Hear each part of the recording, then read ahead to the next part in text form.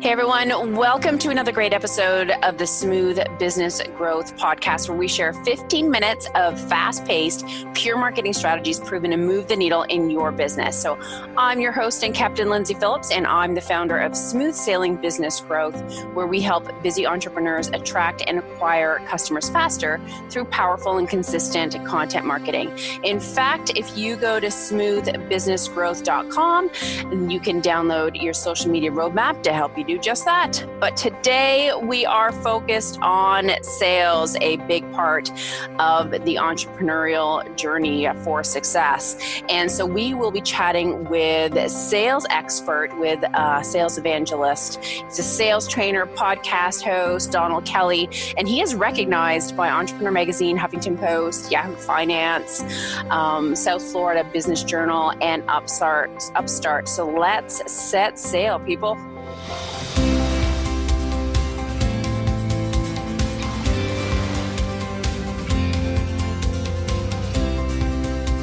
So welcome aboard, Donald.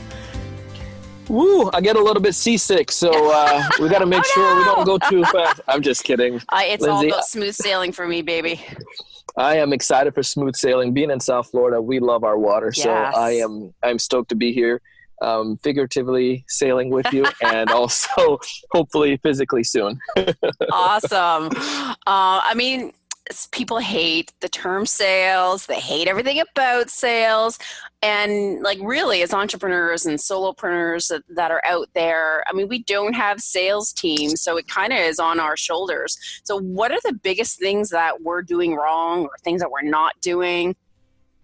Yeah, the biggest thing that I would share, and I saw this yesterday in my mastermind, one of the entrepreneurs, and I know it's an issue because I had it and I saw it in him. And here's what it is. As an entrepreneur, we wear every single hat in the organization, every hat. So if you think about it, and the encouragement I would give you, the assignment for after this for your listeners is that they really track everything they do. Yes. And what I did was I got a sheet of paper, and then each day I would write down what I was doing. So whether it was Facebook posts or whether it were, it was making a cold call or whether it was following up on leads that came to the website or sending emails, whatever it was, I wrote that down and how much time it took me. I used a stopwatch. And then I started to see over the course of a week where I was spending the most of my time. You do it for 2 weeks, 3 weeks, you can really get some good data. And you realize that, oh my goodness, I've just spent 70% of my days doing non-sales related activity. So true. And I think the biggest mistakes that entrepreneurs make is just that, because we do activities that make us feel busy, but those activities that make us feel busy doesn't necessarily mean that they're moving the needle of the organization, which is bringing in revenue. So I then started to color code and set my calendar to where the activities that were money generating activities, I colored them green. So if I look at my calendar and I don't see enough green throughout the majority of my day, then I know that I'm not doing money generating activity. And money generating activity could be following up on leads, maybe reaching out to people. Perhaps it's a networking event. That could be a money generating opportunity if that's for your business. Or perhaps it's sending emails or follow-up emails. And social media, I am big on social media, and I really recommend that they get your download on social media because that will help them to really focus on that. But especially when it comes to sale, you can strategically spend your time. So if I am on LinkedIn, I'm going to strategically spend my time on things that are going to be impactful to my business on LinkedIn. So reaching out to prospects or connecting with individuals, those are the activities. So now your time are more focused, and that could be a money generating activity on LinkedIn. So make sure your calendar is green. And so that's the activity I would give you guys. And that's the biggest mistake, is that we don't spend enough time on sales. So then we start complaining, man, nothing's coming in, not getting any business. Lyndsay, this stuff isn't working. I'm getting your leads. The fact is, you're just not following up on them. So yes. I freaking love that. I color code my stuff on my calendar because I'm just kind of anal that way. But Me too. But I've never thought of color coding the revenue generating task, and that is freaking brilliant. And then knowing whether those colors are in. I've been really good over the past few weeks or the past couple months in really training my brain to think about, okay, what tasks am I doing and what is revenue generating, and making sure to work that into my schedule. But now that I'm going to have things green on my calendar, I am going to crush it. It's going to look like, it's going to be an off-colored Skittle bag. It's going to be all these greens and then some yellows, some reds, some pinks. That is awesome. My favorite color is blue, so my personal things are blue. So if I see, in the mornings, I can do my personal stuff, like the study and the running and stuff like that. But in the daytime, DK, you're out the window, man. It's the sales evangelist time. I'll do DK stuff later. That is awesome. And I think, again, we're so focused on attracting those leads, right? But then we just kind of wing it after that. And I know there's follow-up and nurturing. So can you kind of map out what stages are in a sales cycle so we can think about all the different elements that we do need to focus on? Yes. Great question, by the way, because oftentimes we wing it because we have the problem with winging it is that we've done it before like that. Mm-hmm. So we assume that it's going to work every time, but we need to have data. Business runs on emotion sometimes, but you got to have data to be able to make those emotional decisions. So what I mean by that now is, you might say, well, this is what I just get on the phone with them and I talk and then, we get some sales from that. Well, that doesn't bring in money in the long run. That's not scalable when you hire somebody else. You can't just tell them to get on the phone. And unfortunately, that's what business owners do when they start to grow. So the process that you must have is, I like to break it down. It depends on the product you're selling. The products, depending on the way you'll differentiate it, if you're selling to consumers or to a business. Consumers, maybe you're selling like, your hair supply stuff. You're going to sell that to consumer. For businesses, you're probably selling like your services or my services, B2B, where we spend most of our time. So you got to have that differentiator. And the sales cycles may differ because a consumer product may be cheaper, which will then make sure your cycle is quicker, as opposed to a B2B cycle, which tends to be a little bit more heavier with revenue or investment. So therefore, it's a little bit more of a time span. What I like to do is break it up into 3 areas. So the first part, like you're saying, is attracting, whether that's through your inbound or attraction or awareness, especially if you're doing outbound stuff. So you might say this company doesn't know anything about me. They need to be aware of me. Right. That's where we use services like yours, where you can help us to be able to get ourselves out there, or we, track people, or somehow we reach out to them and tell them, cold calling or whatever it is, warm calling, and let them know that we exist. That's the first level. Once I have your attention, my job is to move to the next step. And that next step is an appointment. And what I mean with each of these steps is that you got to think one step at a time. Too often we think about the close or the money, that we don't necessarily think about the steps. So you make them, you attract them, maybe stuff you share on social media, your podcast, or perhaps you do a campaign where you do some, outreach calls. You grab their attention. They recognize a pain in their, that you can solve. The next thing is to have a deeper discussion, or first appointment. Have that first appointment, have the deeper discussion.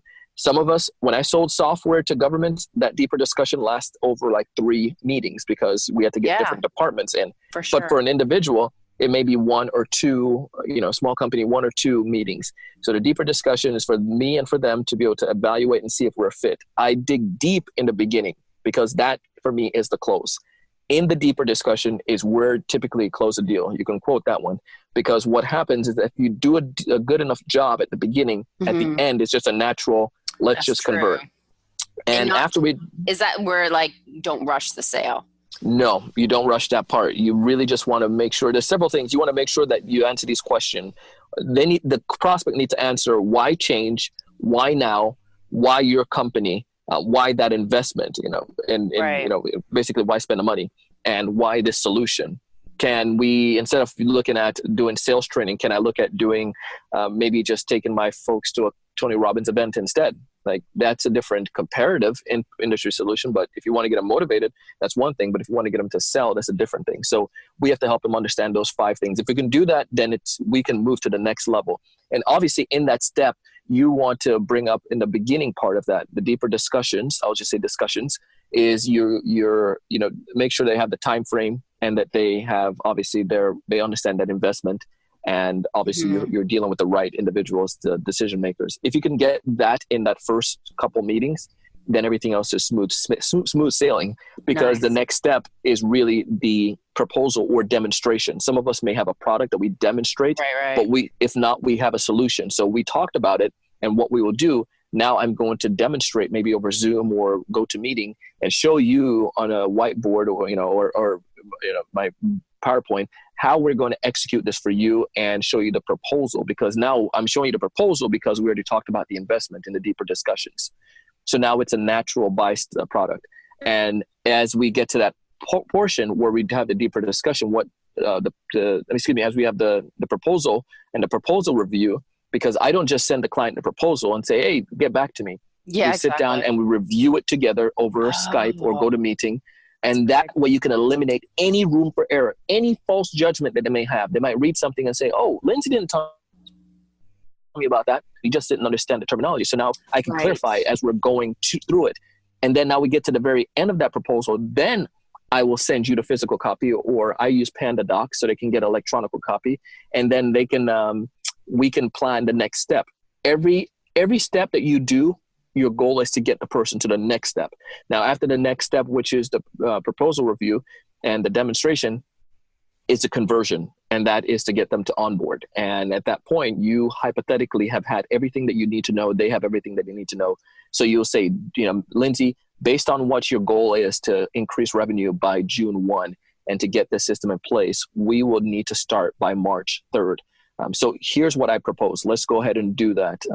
Any questions that's going to prevent you or anything that'll prevent us from moving forward based on those set goals already? Nope. Let's do it, Donald. And then let's go ahead.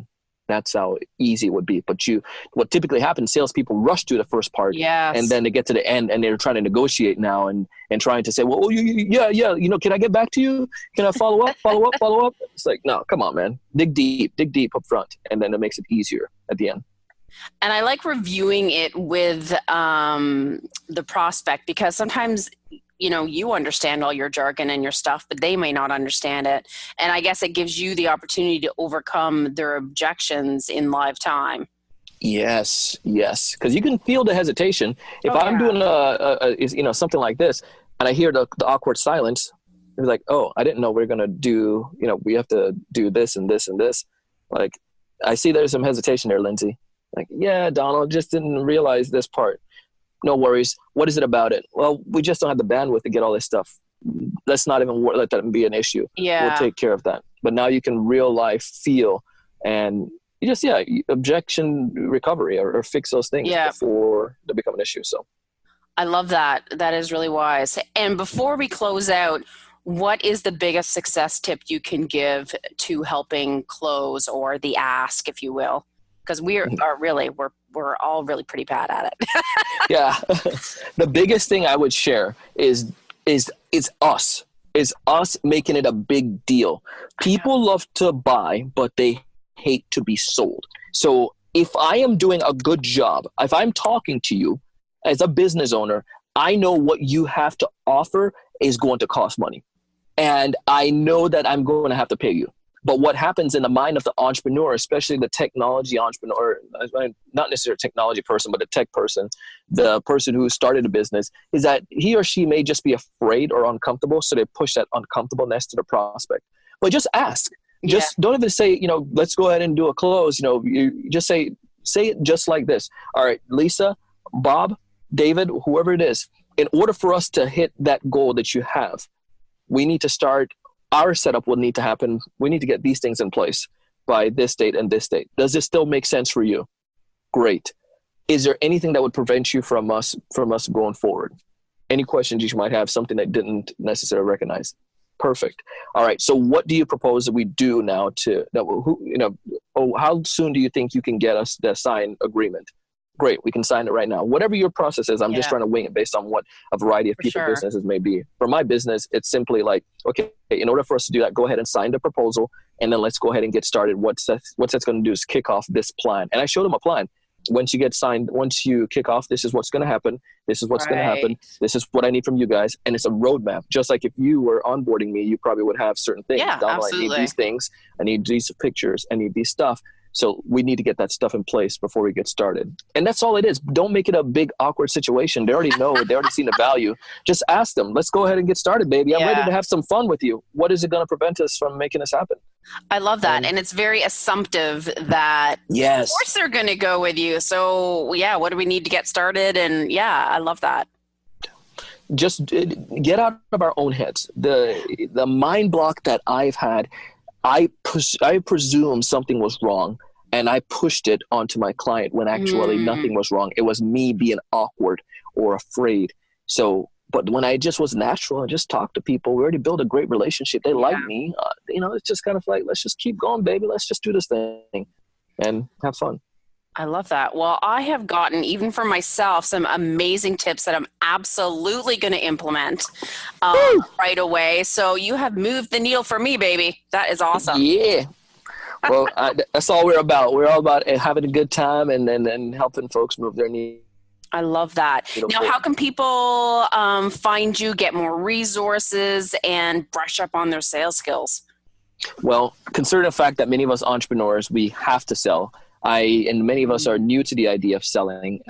Over the past 5 years, I have done so many interviews. I've come to realize what are the major challenges with salespeople. So we actually put together a guide and got one for your community as well. Awesome. But you can go to thesalesevangelist.com/sailing. And you can download these guides, the top challenges that new and struggling salespeople have. And I'll just say sellers, because entrepreneurs, we face that. Absolutely. And how to overcome them. So I'll give you some specific challenges that I've seen, the top ones, and then some ideas of how you can overcome them. So if you'd like that, go ahead and download that, and go ahead and you can find me there and all of my contact information. Or if you just want to be friends, you can find me and all the information there as well. And I'll be more than happy to be friends with you on LinkedIn. Perfect. And I know I'm a part of your awesome Facebook group. Is that open for anybody? It is open for anyone at all. It's called the Sales Evangelizers. It's a Facebook community, and people share thoughts, insights around sales, ask questions, get the accountability, and just come together to learn and improve their sales skills. So I love that. And it's just helpful, like even to get the posts and what other people are saying, just to get those reminders that we need to have that sales brain on, if not every day, at least every week.